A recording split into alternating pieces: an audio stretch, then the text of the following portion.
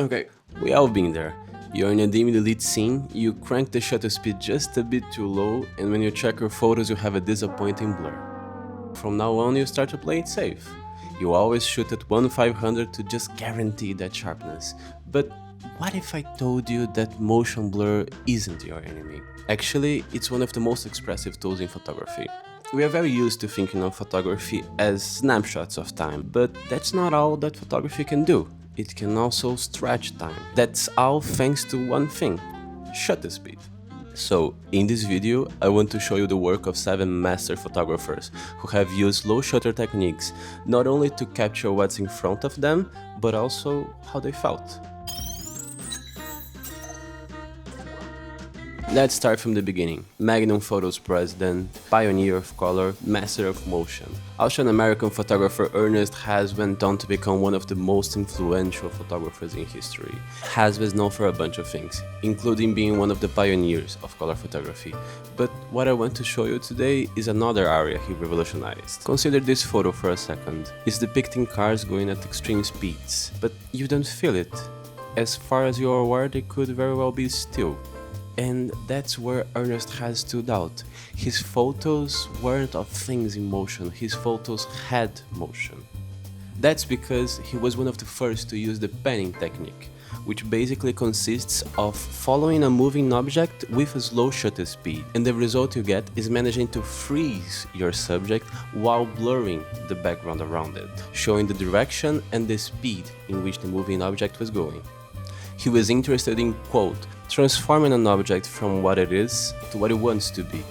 So sometimes he used this technique not only to convey how fast an object was going, but also to convey how he felt about it. One of the most notable uses of this, at the time, experimental technique was when he was in Madrid for another shoot and he found himself in a bullfight. He was mesmerized by the choreography between the matador and the bull. And although his photos and some of the comments he made have sparked some mixed reaction over the years, I think it's important to point out that Haas wasn't so interested in the bloodshed and more in the flow and the movement of the sport. He saw it as a dance between a man and an animal. Haas writes, "The spectacle of motion is what I try to get in these pictures. Motion, the perfect motion, is what people come to see." Now let's turn to the work of Michael Kenna, the poet of long exposures. Born in a small English town, he was enrolled in a seminary boarding school with the intentions of becoming a Catholic priest. But the image, rather than the word, turned out to be his true calling. His subjects are varied, but Kenna's core focus is on natural landscapes. In an interview to The Guardian, he expressed how his photography goes back to his early religious background, of believing wholeheartedly there was a God and feeling this unseen presence around him that's very powerful. And although his religious beliefs have since changed, I think you can still see much of that influence in his photography, of trying to capture something below the surface, this unseen force that lies in nature. Using slow shutter speeds that range from minutes and sometimes even hours, he's able to transform seas of waves into clean mirrors and clouds into brushes on the sky. Turning to another classic, I'm gonna tell you about the work of Alexei Titarenko, a photographer who didn't just document the city, but capture its soul. In the early 1990s, right after the dissolution of the Soviet Union, Titarenko walked the streets of St. Petersburg with his camera and a tripod. It was a time of collapse, economic instability, political uncertainty, food shortages. At the time, Germany even sent humanitarian aid to avoid famine. St. Petersburg lived a kind of quiet despair in there. Very early in my life, I learned that the most important is not what's happening, but how we perceive it. In his project City of Shadows, Titarenko used slow shutter speeds not to freeze the moment, but to create one. He turned crowds into a single flowing mass, dark, heavy, anonymous. Shooting in 1 to 3 seconds, Titarenko strips the people of St. Petersburg of their individuality, reducing them to just a blur of collective exhaustion. He says during that time he could hardly recognize these people, seemingly astray men and women. Everyone seemed so undernourished and worn out that he experienced an overwhelming sensation. The city had become for me a city of shadows. he uses time itself to isolate things. A few hands reach the handrail, remaining still just long enough to register clearly in the exposure, one of the few traces of individuality. This photo from his series Time Standing Still is also a great example to see this. An old woman resting in the midst of a moving crowd. He probably just hoped she didn't move. And like that, using time and movement, he's able to isolate characters and create a narrative. And by the way, if you're liking this video, don't forget to go and check out Great Big Photography Road's courses. We have a 365 photography project that will help you master not only shutter speed, but also everything else you need to take great photos. On a more contemporary note, let's look at the work of Henri Prestes. He's a former cinematographer, and it shows. His photos have a certain cinematic quality to them. They look like frames of a film. But not only because of the lighting, they are very evocative. They feel like they have a story beyond them. Prestes often work in rain or fog, paying constant attention to the weather forecast to prepare his shoots. As he says, it's an integral part of the mood of his photos. With the use of a slow shutter in these conditions, he's able to intensify the ambient light through the mist. Afterwards, his photos go into an intensive post-production process. Shooting exclusively in digital, he has described taking a photo as just an initial sketch, as he then proceeds to intensively retouch the colors of his photos in Lightroom, giving his photos this painterly nature with almost unnatural colors. Switching tone completely, I'd like to present you the humorous photography of Mandel. Mandel discovered a 1950s high school textbook image, a homemaker wearing lights on her wrist traced with a long exposure photography to demonstrate how preparing frozen dinners took fewer hand movements than cooking from scratch. He was very struck by the absurdity of it all, and rightly so. He found out that the photos came from Frank and Lillian Gilbreth's chronocyclographs, the turn-of-the-century photographs invented to optimize factory work by mapping every gesture. And that's how his landmark project Making Good Time was born.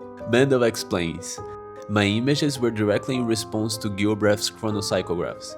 They were made as a satire, examining daily tasks that didn't need to be analyzed for efficiency's sake, but were made to suggest that this obsession with speed and science had become a kind of sickness in our culture."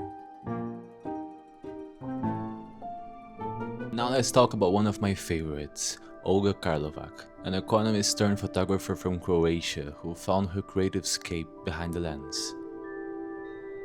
She began using photography as a way to cope with the stress of everyday life in her 30s, and her emotive, slow shutter style quickly drew attention on Instagram and beyond. Her technique is a prime example of ICM, intentional camera movement. She'll set the shutter around 1/10 to 1/6 of a second, then execute a deliberate tilt, sweep, or rotation while pressing the shutter. This creates fluid streaks of light and blurred figures, crafting this dreamlike mood. Her photography is often compared to impressionistic painters, and much like them, her photos seem to better capture what's inside of her rather than what's in front of her. Michael Wesley says that his relationship with photography began out of a kind of discontent, a frustration with its perfection, with its ability to freeze a moment so precisely that it left little room for poetry. So, in direct opposition to Bresson's idea of the decisive moment, he chose to embrace time in its full, sprawling presence. He began with portraits, shooting people with 5-minute exposures, resulting in images that reveal more about a person than a split-second snapshot chosen by the photographer. Over time, the subjects shaped their own portraits, letting their true character emerge through their presence in front of the lens. Then he moved on to photographing crowds, transforming them into flowing currents of motion, much like what we see in the work of Alexei Titarenko. In his Stilleben series, Wesley turned the still life genre on its head by photographing the slow blooming and decay of flowers. But Wesley's most renowned work goes even further. He's the one on this list who pushes the exposure to its furthest, with shutter speeds measured not in seconds but in years. This is a photograph of the renovation and expansion of the Museum of Modern Art in New York. What you're looking at is the result of a single exposure that lasted 3 years. All of those days, all of those changes compressed into one frame. I won't dive too deeply into the technical details, it's a complex process, but essentially, Wesley builds his own weather-sealed large format cameras fitted with glass plate negatives. He uses multiple stacked ND filters to reduce the light intake drastically. Then, he mounts these cameras to fixed positions like the sides of buildings and leaves the shutter open for months or even years. The result is an image that captures change itself. This one shows the construction of the IMS Museum at São Paulo. At first you see the grand narrative, the building emerging in the cityscape. But look closer and you'll see the smaller stories, the arcs of the sun tracing the seasons across the sky, or the fading public phone booth disappearing into the past. And here, perhaps his most powerful image, Potsdamer Platz in Berlin, photographed over 26 months. Once one of the busiest squares in Europe, filled with theaters, artists, and intellectuals, Potsdamer Platz was even home to one of the world's first ever traffic lights. But after World War II, it became a void, a dead zone at the border of East and West Berlin. It stood as a stark symbol of division. So when Wesley turned his camera there in '97, just 7 years after the reunification of Germany, he wasn't just shooting buildings going up. He was also shooting the rebirth of a country. These 7 master photographers use low shutter in wildly different ways, but they all show us that more than just capturing something, photography sometimes can help us reshape it. So next time you go out to shoot, just think about what if you took time into question? Which other story could you tell? Thank you for staying to the end of the video and see you in the next one.